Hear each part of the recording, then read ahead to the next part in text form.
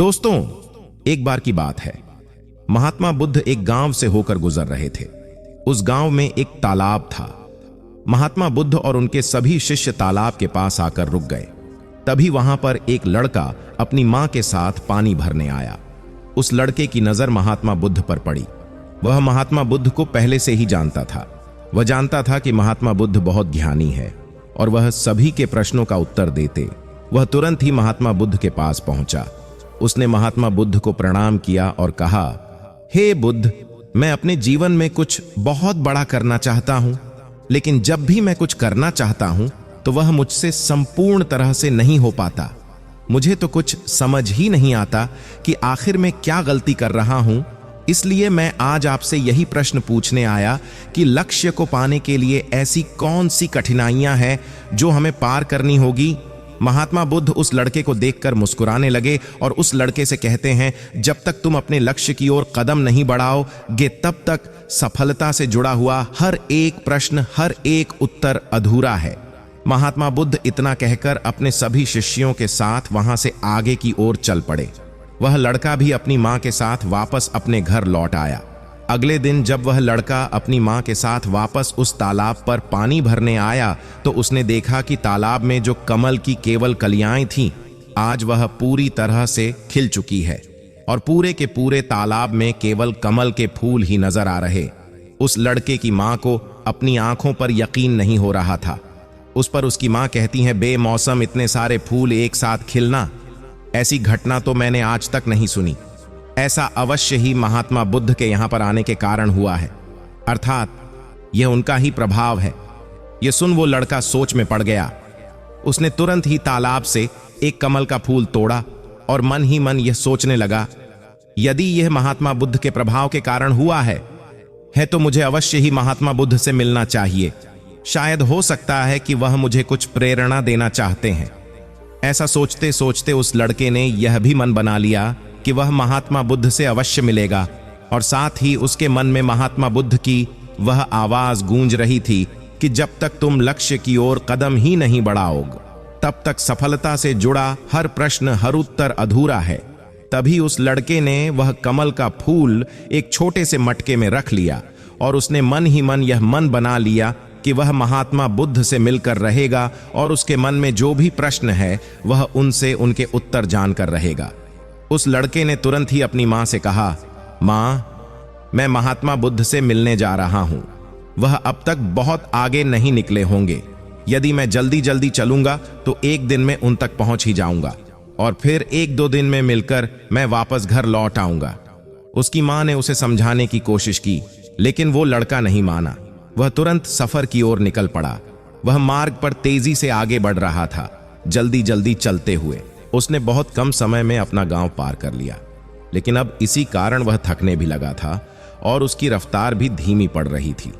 उस लड़के का जोश भी अब खत्म होता जा रहा था।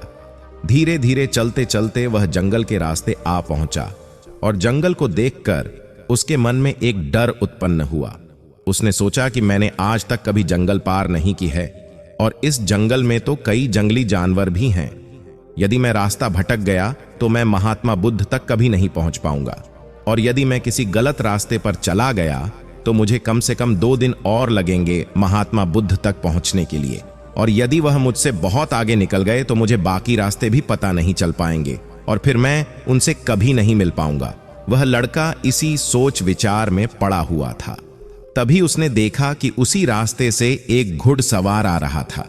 लड़के ने उस घुड़सवार से कहा, भाई, मुझे जंगल पार करवा दीजिए, मुझे महात्मा बुद्ध से मिलना है, मुझे यह कमल उन्हें देना है, क्या आप मुझे जंगल पार करवा सकते हैं? इस पर सवाल कहता है, बेटा देखो, मैं तुम्हें ले तो नहीं जा सकता, लेकिन मैं तुम्हारी मदद जरूर कर सकता हूं।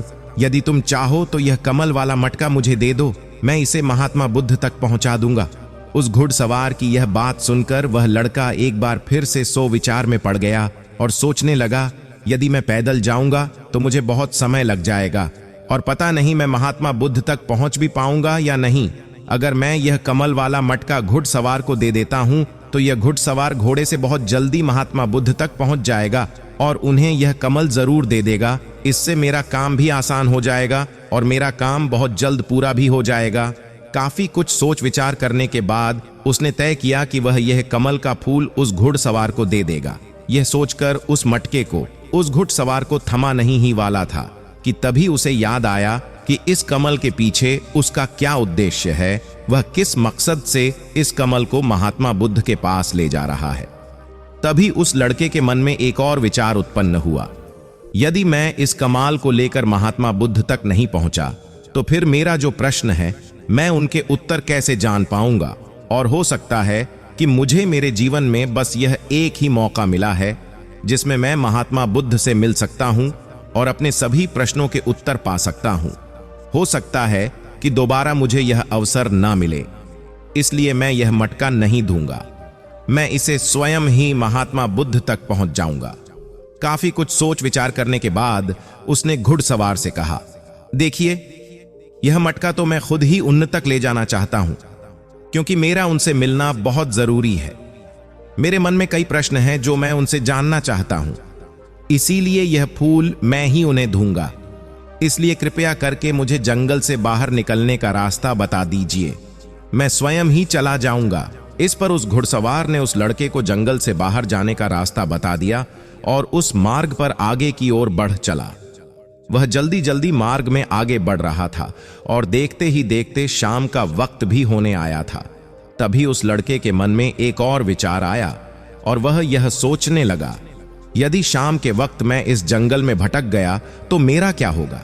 मैं महात्मा बुद्ध तक कैसे पहुंच पाऊंगा? और अगर मैं उनसे नहीं मिल पाया तो मेरी यात्रा बेकार हो जाएगी। इससे तो अच्छा होता कि मैं उस घुड़सवार को ही यह मटका दे देता, वह उसे महात्मा बुद्ध तक अवश्य पहुंचा देता। मुझे तो घर लौट जाना चाहिए था, यही मेरे लिए बेहतर होता। इस प्रकार उस लड़के के मन में तरह तरह के विचार उत्पन्न हो रहे थे। ऐसा होगा तो क्या होगा, वैसा हो जाएगा तो क्या होगा, यदि मैं भटक गया तो क्या होगा। तभी उस लड़के ने उस कमल की ओर देखा। उस कमल से ही उसे महात्मा बुद्ध की याद आई। महात्मा बुद्ध के चेहरे पर वह असीम शांति थी। उसे महात्मा बुद्ध की वह मुस्कान याद आई। तभी उसके मन में एक और विचार उत्पन्न हुआ, जिनके आने से हमारे तालाब में इस प्रकार अनेकों फूल खिल गए, जिसके साथ होने से हमारे मन को प्रेरणा मिलती है, जिनके चेहरे पर वह असीम शांति है, जिनसे मिलकर मेरा मन शांत हो जाता है। यदि मैं उनसे मिल पाऊं तो मुझे कितना कुछ सीखने को मिलेगा। ऐसा सोचते ही उसके मन में एक बार फिर से महात्मा बुद्ध से मिलने की प्रेरणा जाग उठी और वह निश्चिंत होकर अपने मार्ग में आगे की ओर बढ़ता चला जा रहा था। काफी दूर आगे चलने के बाद जंगल खत्म होने लगा।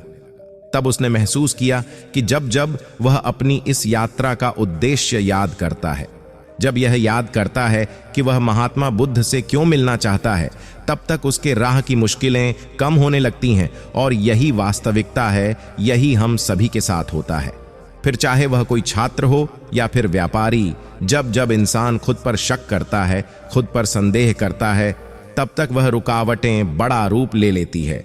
और जब हम अपने लक्ष्य को याद रखते हैं, अर्थात अपना उद्देश्य याद रखते हैं, तब तक वह रुकावटें हमारे सामने छोटी पड़ जाती है और हम उसे आसानी से पार करके अपने लक्ष्य की ओर आगे बढ़ चलते। इस पर उस लड़के ने यह महसूस किया कि उसे अपना लक्ष्य याद रखना है, उसे अपना उद्देश्य याद रखना है और छोटे छोटे कदमों से आगे की ओर बढ़ते जाना है। उसके बाद उस लड़के ने सारी चिंताएं छोड़ दी। वह केवल सफर पर आगे की ओर बढ़ता जा रहा था, लेकिन इस बीच वह चलते चलते काफी थक चुका था। और जैसे ही उसने जंगल पार किया, तभी जंगल के ऊपर उसे एक छोटी सी कुटिया नजर आई। वहां पर एक सुंदर स्त्री रहती थी। लड़का काफी थक चुका था और उसे बहुत जोरों की प्यास लगी थी। वो लड़का उस कुटिया में गया।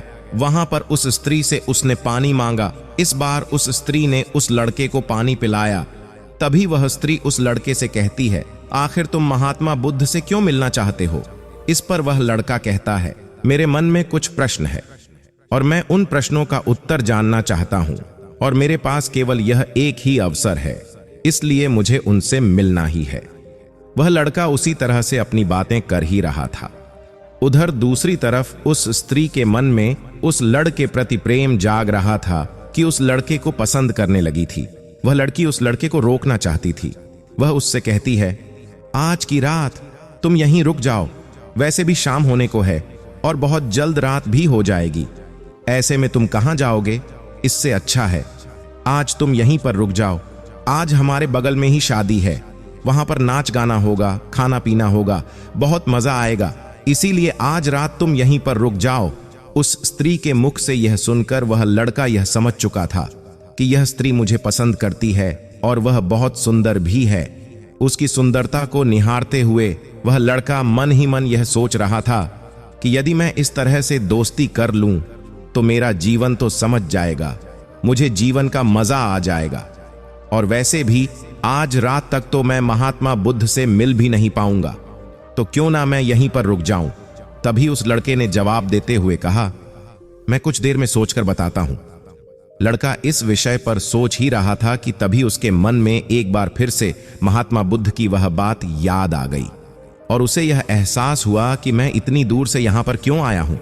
उसने मन ही मन खुद से प्रश्न किया, क्या मैं यहां पर इतनी दूर इस लड़की से मित्रता करने आया था? नहीं नहीं, ये मेरी मित्र नहीं बन सकती। क्या भरोसा आज को इसका मन मुझ पर आया है और कल को किसी और पर आ गया तो मैं क्या करूंगा? लड़के ने तुरंत ही उस कम की ओर देखा। तभी उसे उसका उद्देश्य याद आ गया और उसने तुरंत ही यह निर्णय लिया कि वह आगे की ओर बढ़ेगा। उसने उस लड़की को साफ साफ मना कर दिया और अपने मार्ग की ओर आगे बढ़ चला। जब वह आगे की ओर जा रहा था तभी उसे अपने इस निर्णय पर अफसोस हो रहा था। उसे ऐसा लग रहा था यदि उसे महात्मा बुद्ध ना मिले तो उसके हाथ से यह स्त्री भी चली जाएगी। इस बात का उसे बहुत मलाल था, लेकिन वह धीरे धीरे मार्ग में आगे बढ़ता गया। कुछ दूर आगे जाने के बाद जब उसका मन शांत हुआ तब उसे इस बात का एहसास हुआ कि यदि वह उस स्त्री के पास रुक जाता तो वह अपने उद्देश्य में कभी सफल नहीं हो पाता और उसकी यह यात्रा बेकार हो जाती, उसकी इतनी मेहनत व्यर्थ हो जाती। और तब उसे एक और चीज का एहसास हुआ कि जो भी व्यक्ति या फिर वस्तु हमें अपने उद्देश्य से भटकाने का प्रयास करे, हमें उससे तुरंत ही दूर हो जाना चाहिए। हमें अपना उद्देश्य याद रखना चाहिए कि हमने यह सफर क्यों शुरू किया था और हम अपनी मंजिल पर क्यों पहुंचना चाहते हैं। वह लड़का यह सब सोच विचार कर आगे की ओर बढ़ता जा रहा था। रात्रि का वक्त होने वाला था और वह लड़का तेजी से अपने मार्ग में आगे की ओर बढ़ता जा रहा था। तभी उसे मार्ग में एक बुजुर्ग व्यक्ति मिले। उसने उस बुजुर्ग व्यक्ति से पूछा, बाबा, मैं महात्मा बुद्ध से मिलना चाहता हूं और पिछले गांव में मुझे किसी ने बताया कि वह इसी मार्ग से आगे की ओर बढ़े थे। क्या आप मुझे बता सकते हैं वह किस तरफ गए हैं? इस पर वह बुजुर्ग व्यक्ति उस लड़के से कहते हैं, बेटा, तुमसे कोई गलती हो गई है, तुम्हें कोई गलत फहमी हुई है। यहां से कोई भी ऋषि मुनि नहीं गए हैं। हो सकता है कि रास्ते में कोई और मोड़ हो जिस पर तुम्हारा ध्यान ना गया हो। वह ऋषि मुनि उसी रास्ते से गए होंगे। यह सुन वो लड़का घबरा गया। अभी कुछ ही घंटों पहले तो मैंने उस बस्ती को पार किया था। यदि मैं वापस गया तो मैं बहुत पीछे हो जाऊंगा और अब तो अंधेरा भी होने को है मेरे पास। ना तो कोई रहने का कोई साधन है और ना ही खाने पीने का। मेरी तो पूरी यात्रा बेकार हो गई। मुझे तो लग रहा था कि मैं महात्मा बुद्ध से अवश्य मिल लूंगा, लेकिन अब लगता है कि यह मुमकिन नहीं है, मैं उनसे नहीं मिल पाऊंगा। इस प्रकार के कई विचार और उस लड़के के मन में उमड़ने लगे। वो लड़का खुद पर संदेह करने लगा। जैसे ही उसके मन में इस प्रकार के विचार उत्पन्न हुए, मानो उसके पैरों में किसी ने बेड़ियां डाल दी हो। वह बार बार केवल एक ही बात सोच रहा था कि आखिर वह मुझे क्यों नहीं दिखाई दिया। मैं बार बार एक ही गलती क्यों करता हूं, मुझसे इतनी बड़ी गलती कैसे हो गई। यह सोचकर वह लड़का सर पकड़कर वहीं पर बैठ गया। कुछ देर तक तो उसे कुछ भी समझ नहीं आ रहा था। तभी उसे उसकी मां की बात याद आई। उसकी मां ने उस लड़के से कहा था, बेटा, हर गलती में सीख छुपी होती है जो हमारे जीवन को और भी बेहतर बनाती है। यह बात उसे याद आते ही उसका मन शांत होने लगा और देखते ही देखते उसका मन पूरी तरह से शांत हो चुका था। और वह लड़का बार बार अपने मन में अब एक ही बात दोहरा रहा था कि हर गलती में सीख छुपी हुई होती है और हमें वह और बेहतर बनाने आती है। उसने अपनी गलती को स्वीकार किया। आरव कहने लगा, हाँ, मुझसे गलती हुई है। मैं जल्दीबाजी में बिना सोचे समझे बस मार्ग में आगे की ओर बढ़ता जा रहा था। जैसे जैसे लोगों ने कहा, मैं उसी तरह से आगे की ओर बढ़ता चला गया। उसके गलती स्वीकारते ही उसका मन पूरी तरह से शांत हो गया। उसकी निराशा अब आशा में बदल चुकी थी। वह एक पेड़ के नीचे बैठा हुआ था। तभी उसने देखा कि कुछ जानवर नदी से पानी पी रहे थे। यह सब देखकर उस लड़के को याद आया कि जब वह पहली बार महात्मा बुद्ध से मिला था तब पानी के पास ही मिला था, और महात्मा बुद्ध के साथ उनके कई शिष्य भी हैं, तो उन्हें पानी की तो आवश्यकता जरूर पड़ेगी।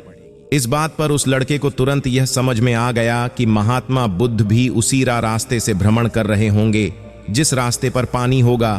तभी उसने सोच विचार कर यह तय किया कि वापस जाने से अच्छा है क्यों ना मैं नदी के किनारे किनारे आगे की ओर बढ़ता रहा।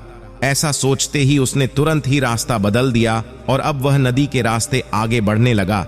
जैसे जैसे वह आगे बढ़ता जा रहा था उसका मन और भी हल्का होता जा रहा था, उसका मन और भी शांत होता जा रहा था। तब उसने अनुभव किया कि खुद से शिकायत करना एक बहुत बड़ी कमी है जो हमें दुख की ओर ले जाती है। चलते चलते लड़के के मन में विचार आया, यदि मैं अपने गांव में ही रुक जाता तो यह सारे अनुभव में कभी नहीं प्राप्त कर पाता। ऐसा सोचते सोचते ते वो मार्ग में आगे की ओर बढ़ रहा था। तभी उसे महात्मा बुद्ध के कुछ शिष्य नजर आए और उन्हें देखकर वो लड़का बहुत प्रसन्न हुआ। वह अपने मार्ग में और भी तेजी से आगे बढ़ने लगा और आखिरकार लगातार 2 दिनों का सफर तय करने के बाद वह महात्मा बुद्ध के पास पहुंच ही गया। वह तुरंत ही महात्मा बुद्ध के पास पहुंचा। उसने महात्मा बुद्ध को प्रणाम किया और उन्हें वह कमल का फूल भेंट कर दिया। इससे पहले वह लड़का कुछ कहता, तभी महात्मा बुद्ध ने कहा, बहुत सुंदर, यह कमल पूरी तरह से खिल चुका है। 2 दिन पहले ही तुमने मुझसे पूछा था कि लक्ष्य को पूरा करने के लिए इंसान को कौन सी कठिनाइयों को पार करना पड़ता है, लेकिन 2 दिनों बाद तुमने बहुत सारे अनुभव प्राप्त कर लिए हैं। तुम्हारा यह धैर्य और यह मुस्कान देखकर लगता है कि तुमने इस यात्रा में बहुत कुछ सीखा है। इस पर उस लड़के ने यात्रा में घटित हुई हर एक बात महात्मा बुद्ध को बता दी। तभी महात्मा बुद्ध ने उस लड़के से कहा, तुम्हारे मन में जो भी प्रश्न है मैं उनके जवाब तुम्हें जरूर दूंगा। आगे महात्मा बुद्ध कहते हैं, बिना कोशिश के हर चीज जरूरी है। जब इंसान किसी लक्ष्य के लिए उस रास्ते पर चलता है तब सबसे पहले वह अपने अनुभव से ही सीखता है, और जब धीरे धीरे उसका विवेक जागृत होने लगता है, उसकी बुद्धि काम करने लगती है, तब दूसरे के अनुभव और दूसरों की गलतियों से भी सीखने लगता है। जीवन में यदि सफल होना है, किसी लक्ष्य को प्राप्त करना है, तो सफलता का रहस्य सीखने से पहले हमें उस रास्ते पर चलना पड़ता है। महात्मा बुद्ध आगे कहते हैं, किसी भी लक्ष्य को प्राप्त करने के लिए उस रास्ते में हमें 3 दिक्कतें आती हैं और इनका निवारण करने के बाद ही हम अपने लक्ष्य तक पहुंच पाते हैं, और तुमने भी वह 3 बातें सीख ली। पहला, अपने उद्देश्य को पहचान और उसके प्रति अर्पण करो। जैसे कि तुम यह कमल का फूल मुंह तक पहुंचाना चाहते थे और तुम्हारा उद्देश्य भी यही था। तुमने यह जान लिया था कि यह फूल मुझ तक पहुंचाने के लिए तुम्हारा क्या उद्देश्य है, जिस कारण तुम्हारे मन के सारे संदेह खत्म हो गए। इसके बाद जब भी तुम फूल को देखते थे तो तुम्हें अपना उद्देश्य से याद आ जाता। आगे महात्मा बुद्ध ने कहा, तुमने स्वयं के अनुभव से ही यह जान लिया कि अपनी मंजिल तक किस प्रकार हमें पहुंचना है, और सब कुछ तुम्हारे भीतर से ही प्रकट हो रहा है। वह लड़का महात्मा बुद्ध की सारी बातें ध्यानपूर्वक सुनता रहा। तभी आगे महात्मा बुद्ध कहते हैं, तुम्हारे मन में कई प्रकार के डर और संशय थे। पता नहीं तुम मुझ तक पहुंच पाओगे या नहीं, पता नहीं तुम जंगल पार कर पाओगे या नहीं, क्योंकि तुमने आज से पहले कभी जंगल पार नहीं किया था, और रास्ते में तुम्हें तरह तरह की रुकावटें भी झेलनी पड़ी। और जब हमारे रास्ते में तरह तरह की रुकावटें उत्पन्न होती हैं, तब हमारा मन बाधित होने लगता है, हमारा मन भटकने लगता है और हम अपने लक्ष्य से भटक जाते हैं। लेकिन जब हम अपना सारा ध्यान रुकावट से हटाकर अपने उद्देश्य पर लगाते हैं, तो सारी रुकावटें खुद ब खुद छोटी पड़ जाती है और हम उन्हें आसानी से पार कर जाते हैं। शुरुआत में हर किसी की यही समस्या है कि वह यह नहीं जानता कि वह सफल क्यों होना चाहता है, क्यों वह कुछ करना चाहता है। इसी कारण उनके सामने परेशानियां भी बहुत ज्यादा होती हैं और वह उन परेशानियों के सामने घुटने टेक देते। लेकिन जैसे जैसे आप आगे बढ़ते हैं, अपने लक्ष्य के प्रति समर्पित हो जाते हैं, तो वैसे वैसे चलते जाना आसान हो जाता है और हम अपने लक्ष्य तक पहुंच ही जाते हैं। आगे महात्मा बुद्ध उस लड़के को तीसरी बात बताते हुए कहते हैं, असली शक्ति इच्छाओं को पूरा करने में नहीं, बल्कि उनको मिटाने में कहते हैं कि हम जानते हुए भी सही काम नहीं करते। अगर हम अपने उद्देश्य की ओर आगे बढ़ते हुए आकर्षणों को पीछे रुक जाते तो हमारी यात्रा कभी पूरी नहीं हो सकती। इसलिए जैसे इस यात्रा के दौरान तुमने फूल हमेशा अपने साथ रखा, अपने पास रखा, वैसे ही उद्देश्य हमेशा सामने रखना चाहिए। हमारा लक्ष्य हमेशा हमारी आंखों के सामने होना चाहिए। इससे हमें निर्णय लेने में आसानी होती है। अन्यथा हमारे मन का संदेह, हमारी मन की शंका हमें कभी भी सही निर्णय नहीं लेने देती और हमें मन की उलझनों में फंसा कर रख देती है। इसलिए संदेह के प्रति सचेत रहे। आगे महात्मा बुद्ध उस लड़के से कहते, बेटा, खुद पर शक करने की आदत से ज्यादा खतरनाक और कुछ भी नहीं है, क्योंकि जितना नुकसान आपके नकारात्मक विचार आपका कर सकते हैं, उतना और कोई नहीं कर सकता। यदि आप खुद पर संदेह करते हैं तो आप अपने प्रयास में विफल ही हो जाओगे, क्योंकि आप अपने प्रयास पूरी ढंग से कर ही नहीं पाओगे। आप उससे बचने का प्रयास करोगे और जब तक हम अपनी गलती नहीं पहचानते तब तक हमें वह बात परेशान करती रहती है, वह हमें कमजोर बनाती रहती है। हमारे मन में केवल एक ही विचार चलते रहते हैं कि आखिर हमसे यह गलती क्यों हुई, मैं इतना नादान, इतना कमजोर कैसे हो सकता हूं, और अगर मैं आज इतना कमजोर हूं, मैं आज उस काबिल नहीं हूं, तो मैं आगे चलकर क्या कर पाऊंगा। तो इसलिए अपने आप को यह याद दिलाओ कि हर गलती में सीख छुपी हुई है और उससे सीख कर ही हमें अनुभव मिलता है और उस अनुभव से ही हम अपने लक्ष्य तक पहुंच पाते हैं। सबसे पहले अपने मन को शांत करो, बुद्धि और विवेक का प्रयोग करो और उद्देश्य की तरफ आगे बढ़ते चलो। सिर्फ इसी तरह से आप किसी भी चुनौती का सामना कर सकते हैं और बड़े से बड़े लक्ष्य को भी आसानी से हासिल कर सकते हैं। इतना कहकर महात्मा बुद्ध शांत हो गए और उस लड़के को भी महात्मा बुद्ध की सारी बातें अच्छी तरह समझ में आ चुकी थीं। उसे महात्मा बुद्ध को प्रणाम किया और पूरी रात वह उन्हीं के साथ रहा। अगली सुबह वह अपने घर की ओर लौट आए। दोस्तों, आपने आज के इस वीडियो से क्या सीखा वह मुझे कमेंट में जरूर बताएं और चैनल को सब्सक्राइब जरूर करें और वीडियो को लाइक करें।